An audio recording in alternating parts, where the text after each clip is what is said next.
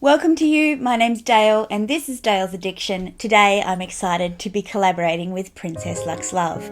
We're doing a two-part series. The first part I'm going to take you through, which is It's Time to Break Up, How to Decide to Sell Your Luxury Handbag. If you have found me through Princess Lux Love's video, welcome to my channel. Please consider subscribing and hanging around for more content. Princess Lux Love is doing part 2, which is how to stay friends or how to actually sell your handbag. So make sure that you check out her video because she has some great tips, things that I hadn't considered. We've been working on this collaboration for roughly a month, so over Christmas we were putting ideas together, sending ideas back and forth, and I think between the two videos we've got a really comprehensive list of tips and tricks that are going to make you feel a bit more confident and comfortable in selling the handbags. So how do you decide that it is time to sell? We came up with a pretty comprehensive list. And the first one is obviously that you are just not reaching for a bag anymore. You're not using a bag. For me, at the moment, I'm very, very seriously considering selling my Louis Vuitton Keepall 45 for this reason.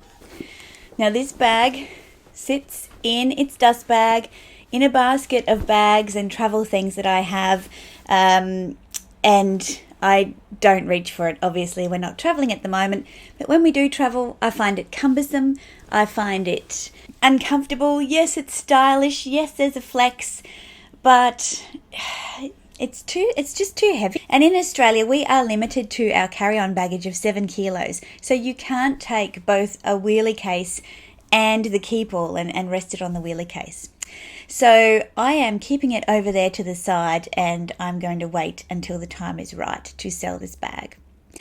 That leads us to the next point. If you're thinking about selling, put your bag away for a while. Don't have it visible. See how long it takes you to reach for it. In my case, I did this with both the Pochette Matisse in monogram, which I recently sold, and also my Chanel reissue 225 in the black calfskin with ruthenium hardware. Neither of those bags I reached for, and that's how I knew it was time to sell. Now, if you have duplicates in your closet or you bought into the hype, and is another reason to consider selling a bag. For me, I have been caught in the hype a few times, and you know, I'm ashamed to say a couple of those bags were serious investments. And one, namely, is the Chanel 19S pink iridescent small classic flap. I paid a luxury shopper to source that bag for me in London, and I received the bag and I just saw that it just was not for me. I did keep it in the box and I did sell it and I did make a profit on that bag, but that was not the intention of buying that bag. So I was able to put in place some of these tips and tricks, which helped me be a lot more confident about my little walk on the wild side. Bags that you are considering selling represent a lot of money sitting on a shelf, collecting dust, or not bringing you joy, or potentially somebody else joy that could be enjoying that bag. For me, the Chanel reissue was definitely one of those. I bought it on holiday in Spain because the VAT refund was the most generous in Barcelona. And even then, it was still a lot of money. It was still $8,000 Australian, and it was sitting on my shelf and I was not reaching for it. And every time I went to reach for it, I put it back and chose something else. And that was just ridiculous to have that kind of money sitting on a shelf because I thought I should have a classic reissue. Now I'm going to link bags I've sold and why video up top so you can check out some of the bags that I have sold. Okay, preparing to sell. What do you need to know? You need to know what price you're looking for. Now, there's a number of ways to figure out going prices, and it depends on how quickly you want to sell your bag.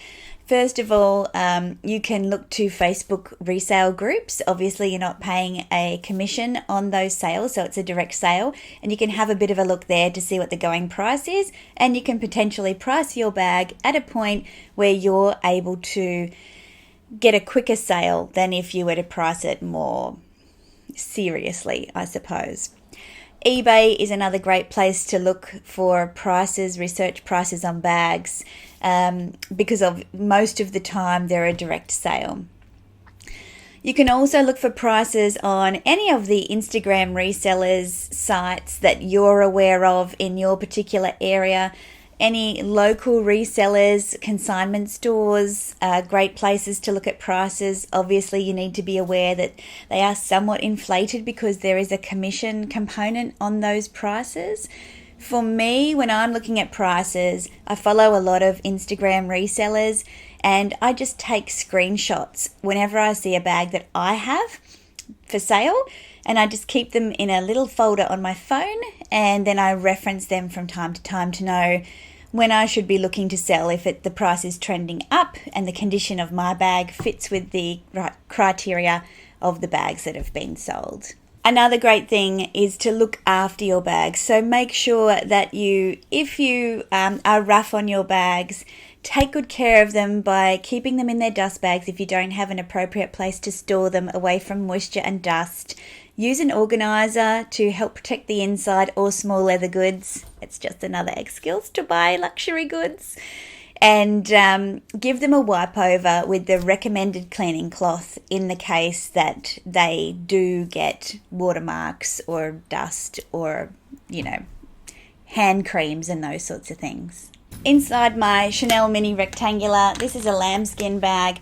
I keep the cleaning cloth for this bag in the bag, and so when I go to use it, I give it a wipe over.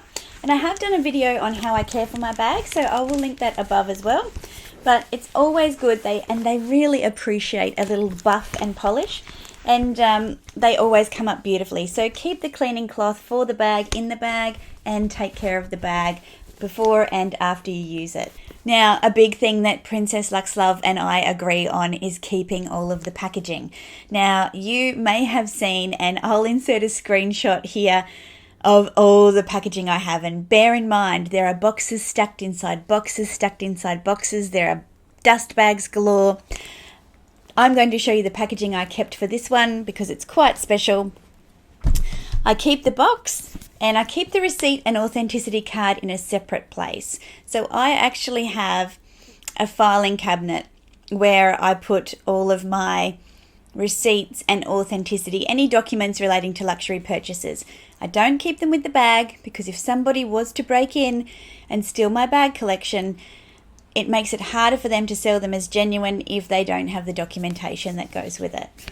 So here's the box. It's a magnetic box, and inside you can see that I've kept, this was the beautiful holiday camellia of 2018, I think, and the gorgeous script ribbon that says Chanel on it. And I've also kept the felt that goes between the front flap of the bag and the bag.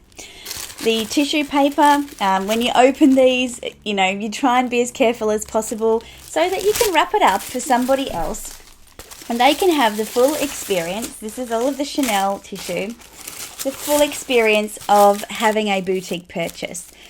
Also inside of the box here, my bag itself was wrapped up, so I have that tissue paper as well to recreate the experience, and the beautiful accordion paper folded in the bottom. Inside of this document here is where the care cloth fits and also the care instructions for the bag. So if somebody was to buy my mini flap, they would receive a full set. And that's how I like to buy pre-loved, meaning that I get a boutique-like experience for a pre-loved price and a pre-loved bag. I tell you what, doing this is making me crave a Chanel purchase right now. There's nothing quite like a Chanel unboxing. And the final piece of advice that we have for this part of our series is to be patient. Whenever you are in a hurry to sell, you are going to see every day as if it's a week and every week as if it's a month. Really try not to sell in a hurry, because when you do, you make rash decisions, you compromise the ability to get a return for your bag, and ultimately you might be engaging with a seller that might have ulterior motives. So Princess Lux Love is actually going to take you through how to undertake the transaction, where to sell, and how to avoid some scams, because we're all aware of some of the less than admirable behavior from people in the Lux community, particularly the stories of Angelique Eva and Jerusha Couture recently on scams that they have unfortunately been affected by. So go and check out Princess Lux Love's video. I put out videos every Wednesday and Sunday. I'd love to see you back again. Please consider subscribing. Bye.